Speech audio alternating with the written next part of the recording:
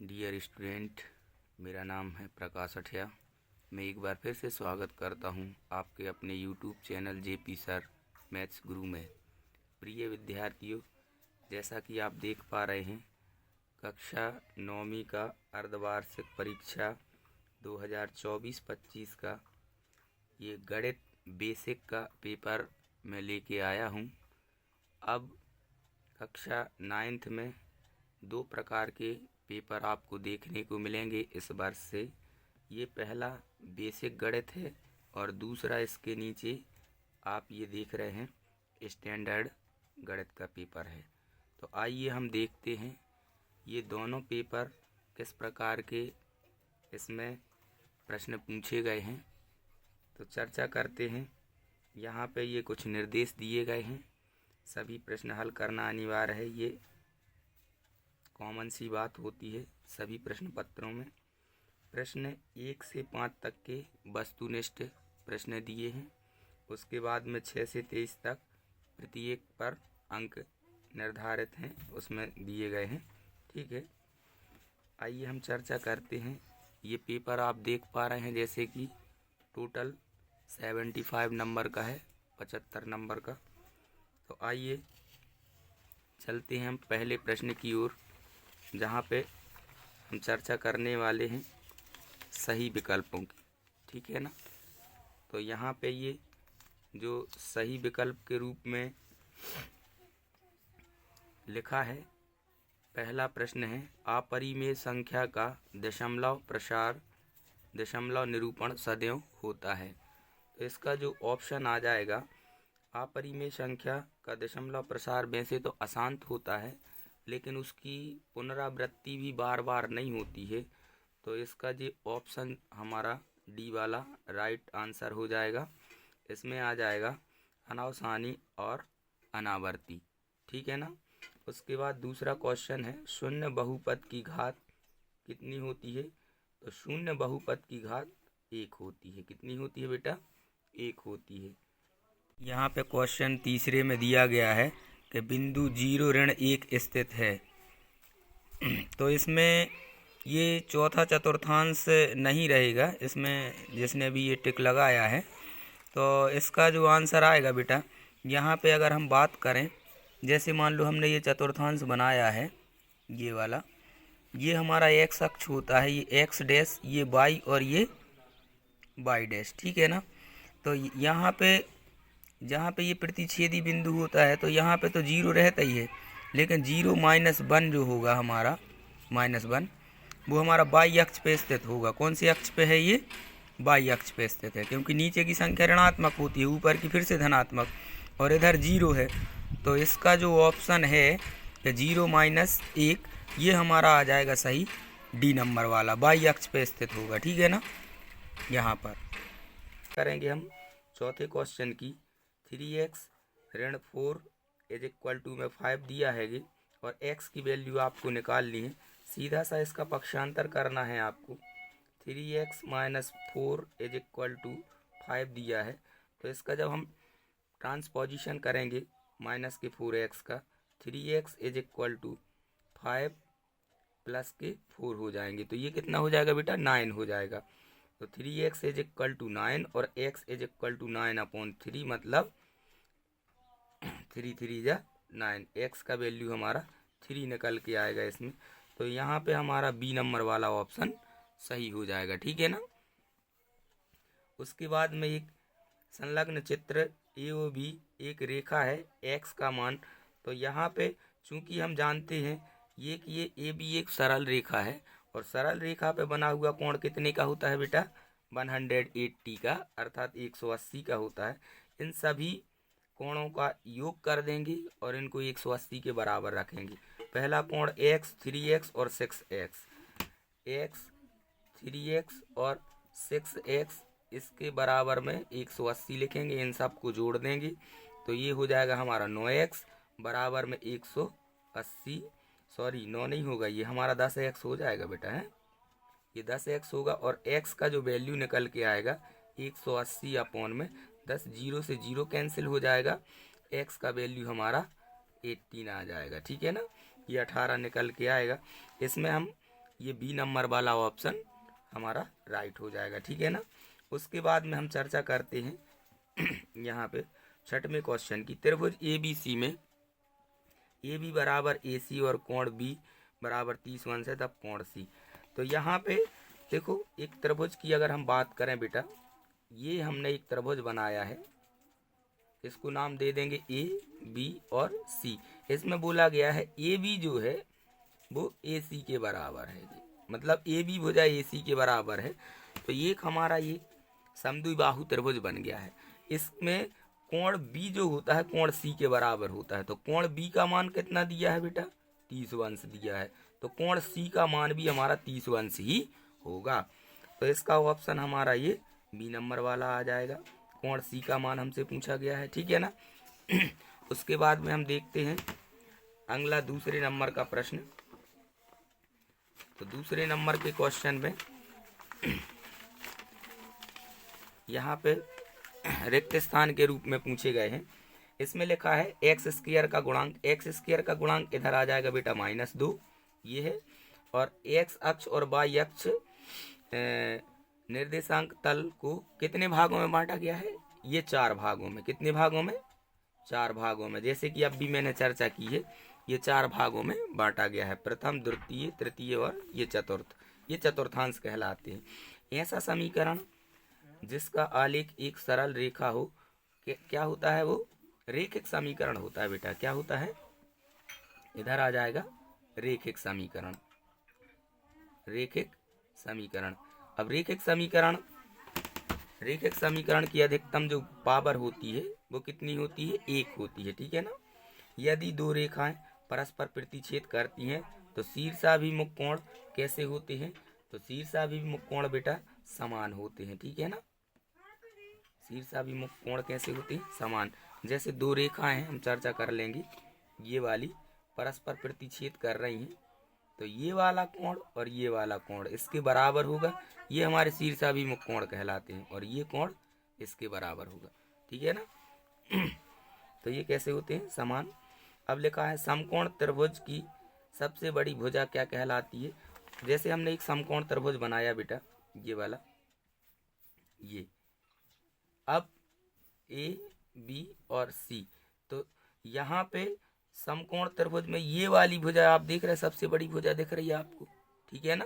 क्योंकि ये कैसी है? एक कहना चाहिए तिर्यक रेखा के रूप में है, तो ये वाली भुजा हमें सबसे बड़ी है और ये कहलाती है बेटा हमारी कर्ण। क्या कहलाती है? कर्ण, जिसे हम हाइपोटेनस कहते हैं। तो इसमें क्या आ जाएगा हमारा आंसर? खाली स्थान में कर्ण आ जाएगा। ठीक है। समकोण त्रिभुज की सबसे बड़ी भुजा को कर्ण कहते हैं। समांतर चतुर्भुज के दोनों विकर्ण परस्पर क्या होते हैं? लंबवत होते हैं। क्या होते हैं? लंबवत होते हैं। इसमें आ जाएगा हमारा लंबवत। इस प्रकार से हमने रिक्त स्थान भी देख लिए। अब आइए हम चर्चा करते हैं यहाँ पे सत्य और असत्य की। क्वेश्चन नंबर 3 है, लिखा है सत्य असत्य लिखिए। बहुपद x square plus 2x plus 3 एक द्विपदी बहुपद है। हाँ, क्योंकि ये इसकी अधिकतम घात क्या है बेटा? 2 है। तो ये हमारा द्विपदी बहुपद हो जाएगा। ये वाला ऑप्शन हमारा सत्य हो जाएगा। उसके बाद में प्रत्येक परिमेय संख्या एक पूर्ण संख्या होती है, तो ये असत्य हो जाएगा। क्यों हो जाएगा बेटा? परिमेय संख्या पूर्ण संख्या हो ये जरूरी नहीं है, क्योंकि परिमेय संख्या में भिन्न वाली संख्याएं भी आती हैं। जैसे हमने 3/2, तो ये कहीं ना कहीं हमारी पूर्ण संख्या में नहीं आएगी। ठीक है ना। ये भिन्न वाली संख्याएं, इसलिए परिमेय संख्याएं पूर्ण संख्याएं नहीं होती हैं। वाई अक्ष के निर्देशांक को भुज कहते हैं। तो यहाँ पे हम चर्चा करेंगे, ये होता है एक्स अक्ष, ये होता है वाई अक्ष। ठीक है ना। ये तो ये बेटा एक्स अक्ष कहलाता है हमारा भुज। क्या कहलाता है? भुज। और वाई अक्ष को क्या बोलते हैं? कोटि। क्या बोलते हैं? कोटि बोलते हैं। ठीक है ना। तो यहाँ पे क्या लिखा हुआ है? वाई अक्ष के निर्देशांक को भुज कहते हैं। तो वाई अक्ष के निर्देशांक को भुज नहीं कहा जाता। ठीक है ना। उसको क्या कहा जाता है? कोटि कहा जाता है। तो ये हमारा क्या हो जाएगा? ये वाला असत्य हो जाएगा। उसके बाद में समीकरण x + 2y = 3 का एक हल 1 1 है। इसमें देखेंगे, इसमें x का मान भी 1 रखना है और y का मान। फटाफट ये इधर x का मान 1 रखेंगे, y का मान 1 रखेंगे, तो ये 2 एकम 2 और 2 में 1 जुड़ जाएगा तो 3, तो ये हमारा सत्य हो जाएगा क्योंकि ये इसका हल है। ठीक है ना। समपूरक कोणों का योग 90 अंश होता है। बात कर लेंगे बेटा फटाफट। वे दो कोण जिनका योग दो कोणों का योग जो होता है बेटा, मान लो पहला कोण हमारा x है, दूसरा कोण y है, और इनका योग हमारा 90 डिग्री हो रहा है, तो ये कहलाते हैं हमारे पूरक कोण। क्या कहलाते हैं? पूरक कोण। जिन दो कोणों का योग 90 अंश होता है पूरक कोण कहलाते हैं, और जिन दो कोणों का योग 180 अंश होता है वो कहलाते हैं हमारे समपूरक। ठीक है ना। क्या कहलाते हैं? समपूरक। तो यहाँ पे समपूरक कोण का योग 90 अंश होता है। हमने क्या बताया? समपूरक कोण का योग कितना होता है? 180। दिया कितना है? 90। तो ये वाला हमारा असत्य हो जाएगा। ठीक है ना। उसके बाद सर्वांग सम त्रिभुज में संगत भाग बराबर होते हैं, तो ये वाला हमारा सत्य है। ठीक है ना। इस प्रकार से हमने सत्य असत्य देखे। उसके बाद में चर्चा करेंगे बेटा हम सही जोड़ी पे। ठीक है ना। क्वेश्चन नंबर हमारा इधर चौथा दिया गया है सही जोड़ी के रूप में। माइनस का 2 है, इसका ये ब्रैकेट हटेगा तो माइनस माइनस का गुणा हो जाएगा बेटा, प्लस हो जाएगा, तो ये प्लस के 2 और ये प्लस के यहाँ पे 5 हो जाएंगे, मतलब 2 और 5 को जोड़ देंगे तो 7 हो जाएगा। अब 11 में से 7 को हमें घटाना पड़ेगा, तो यहाँ पे चूंकि 11 जो है ऋणात्मक संख्या है, मतलब बड़ी संख्या ऋण वाली है, तो 11 में से जब हम 7 को यहाँ पे घटा देंगे तो हमारा ऑप्शन निकल के आएगा ये माइनस का 4, मतलब ये हमारा ऋण का 4, ये पहले का आंसर हो गया। ठीक है ना। ऋण 6 गुणित 1/2, जब हम इसको 2 को इससे 2 से कट करेंगे 3 को, तो ये मतलब 6 के लिए, तो ये कितने बार हो जाएगा बेटा? ऋण के 3 बार कट होगा कि नहीं होगा? तो ये वाला ऑप्शन आ जाएगा हमारा सी नंबर का, दूसरे का। ठीक है ना। 80 का 1/4 भाग। अब 80 का 1/4 भाग सीधा सीधा सा है 80 और इनटू में 1/4, तो ये कितने बार हो जाएगा? ये कटेगा हमारा 20 बार। कितनी बार कट जाएगा बेटा? 20 बार कटेगा। इसमें ऑप्शन कहाँ पे दिया? ये बी नंबर का, तो तीसरे का हमारा हो जाएगा, तीसरे का क्या हो जाएगा बेटा? बी नंबर का ऑप्शन हमारा सही हो जाएगा। ठीक है ना। 80 का 1/4 भाग आ जाएगा हमारा 20। अब इसका मल्टीप्लाई करना है, इसका मल्टीप्लाई करना है, इस पर हम चर्चा कर लेंगे। दशमलव का गुणा करना मैंने आपको पहले बताया था, फिर से हम इस पर चर्चा कर लेते हैं। लिखा है 0.62 और गुणित में लिखा है कि 0.05। ठीक है ना। इसका हमें जब मल्टीप्लाई करेंगे तो सबसे पहले हम दशमलव को भूल जाएंगे और गुणा कर देंगे। ये 5 दूना 10 हो जाएगा, 10 का शून्य आए यहाँ से लेकर आएगा, और इधर 5 छक्के 30 और ये 31 हो जाएगा। ठीक है ना बेटा। अब हमें कितने अंक बाद? 1 और 1 2 3 और 4, मतलब कुल मिला के हमें 4 अंकों बाद दशमलव लगाना है। तो हम यहाँ देखेंगे 1 2 3, 3 अंक हैं, लेकिन 1 अंक और हम बढ़ाने के लिए इधर 0 रख देंगे। अब लगाएंगे हम इधर दशमलव, तो ऑप्शन इस प्रकार से आंसर आएगा हमारा 0.031। ठीक है ना। इसके बाद ये दशमलव का कोई महत्व नहीं होता है, इसको लिख भी सकते हो, नहीं भी लिख सकते हो। तो इस प्रकार का यहाँ पे हम कहाँ पे लिखा? ये एफ नंबर में। ठीक है ना। तो ये वाला आंसर हो जाएगा हमारा यहाँ पे चौथे का एफ नंबर। ठीक है ना। उसके बाद लिखा है 60 का 25%, सीधा सा है, ये 60 गुणित 25 और बटे में क्या कर देंगे? 100 कर देंगे। ठीक है ना। जब इसको हम कट करेंगे 0 से 0 कट हो जाएगा, और ये हमारा हो जाएगा, यहाँ पे इसका मल्टीप्लाई करेंगे 25 का 6 बार। ठीक है ना। 25 चौको 100, 25 पंचे 125 और 25 छक्के 150। ठीक है ना। 150 बटे 10, 0 से 0 कट हो जाएगा। आंसर कितना आएगा बेटा? सिर्फ 15। तो यहाँ पे 15 कहाँ लिखा है? ये डी नंबर। तो यहाँ पे हमारा आंसर आ जाएगा ये 5 में का आ जाएगा बेटा डी नंबर का 15। ठीक है ना। और लिखा है 15% का भिन्न रूप है, 15% का भिन्न रूप है 15/100। परसेंटेज का मतलब क्या होता है? 100। अब इसको कट कर देना आप, ठीक है ना। ये 5 से हो जाएगा, 5 तिया 15 और 5 बीसम 100, मतलब 3/20। यहाँ पे कहीं 3/20 ये वाला ऑप्शन इधर दिया है, ठीक है ना। तो ये हो जाएगा बेटा हमारा छठवे का, ठीक है ना।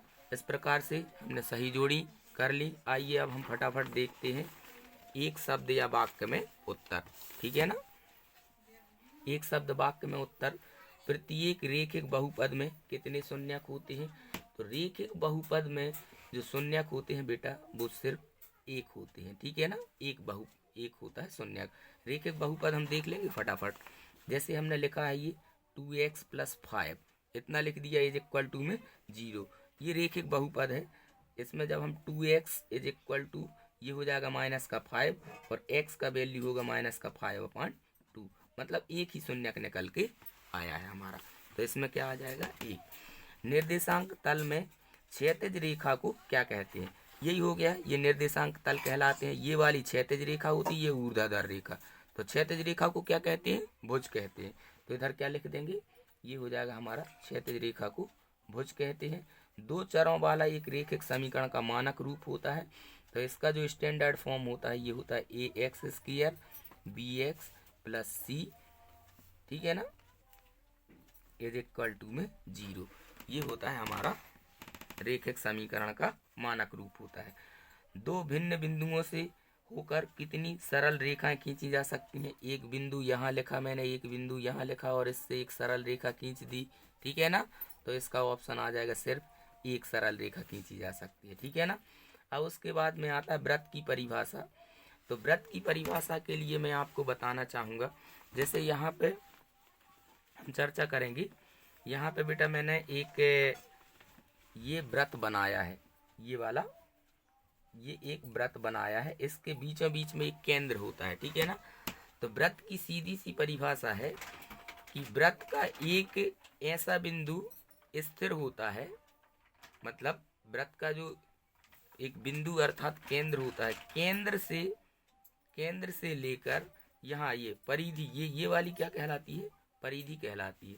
अगर हम सीधी सी भाषा में कहें तो व्रत एक 2D आकृति है और व्रत एक ऐसे बिंदु का बिंदुपथ होता है, ऐसे बिंदु का बिंदुपथ होता है जो इस प्रकार से घूमता है, मतलब ये घूमता है इस प्रकार से कि उसकी दूरी एक स्थिर बिंदु से, स्थिर बिंदु अर्थात केंद्र से कैसी होती है? सदैव बराबर होती है, ठीक है। और स्थिर बिंदु जो होता है वो व्रत का केंद्र होता है। तो इस प्रकार से हमने ये सभी 25 क्वेश्चन बहुत बढ़िया तरीके से आपको हल करके बताए हैं बेटा। उसके बाद में ये प्रश्न भी